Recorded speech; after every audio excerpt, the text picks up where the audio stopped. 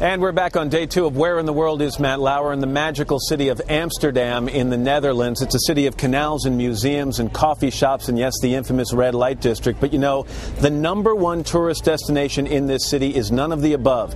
It is right here, 263 Prinsengracht. This is the Anne Frank house. You know the story. Anne Frank was an eloquent young Jewish girl who, along with her family, was secreted away from the Nazis during the occupation here. They were protected by friends and a bookcase that sealed off a private annex until they were betrayed on August 4th, 1944.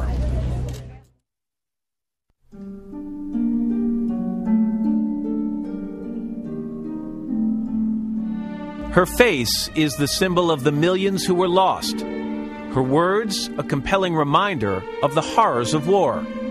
Anne Frank was an ordinary girl living in extraordinary times. Forced into hiding with her family and 4 other Jews, they lived in this secret annex for over 2 years. It's here the 13-year-old began to write down her deepest thoughts and dreams in what would become the diary of a young girl.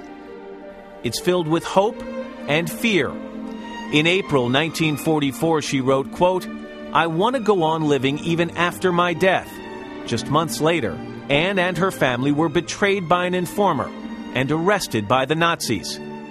Her sister and her mother would both die in concentration camps.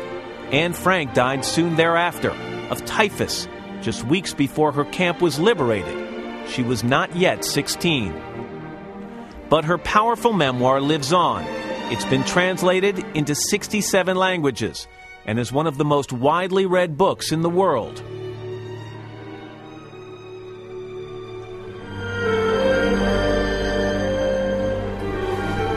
And we're here in Otto Frank's office, and I'm joined by Teresine De Silva, who's the head of collections here at the Anne Frank House. Teresine, good morning. Nice to see you. Good morning. We talk about the book being translated into 60 languages. 63 years ago, Anne Frank died, and yet last year you set attendance records here. Why do you think this story still resonates with so many people? Yes, well, Anne Frank is an international symbol of the Holocaust. And in her diary, she expresses herself in a very honest and beautiful way. She tells about, she writes about all her experiences in the hiding place, and she writes about the Jewish persecution, her love with Peter, her personal reflections. And with so much persecution still going on around the world of various people, it does resonate. We're in Otto Frank's office, as I just mentioned. This is a place they would come, I understand, on weekends? Is that yes, true? What happened in here?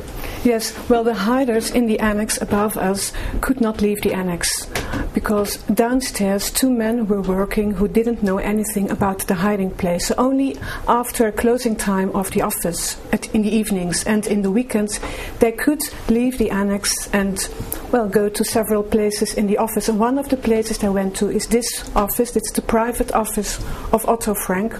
And, for example, they listened to the radio here, or Margot and her sister Anne did type work here for the helpers. I'm curious that when the Nazis discovered this hiding place, all the furniture was taken out of the hiding annex. Yes. And Otto Frank thought it was very important that it not be replaced, that it remain empty. And that's how visitors see it today. Why?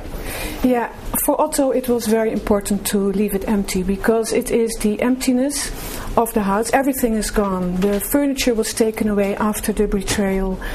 The people died in the concentration camps. Otto Frank was the only survivor, and for him the emptiness symbolizes the emptiness and the loss of his family. As I mentioned, this is the #1 destination for tourists coming to Amsterdam, and it's a moving place. And Teresine De Silva, thanks for sharing some of the stories of it. I appreciate it. Okay.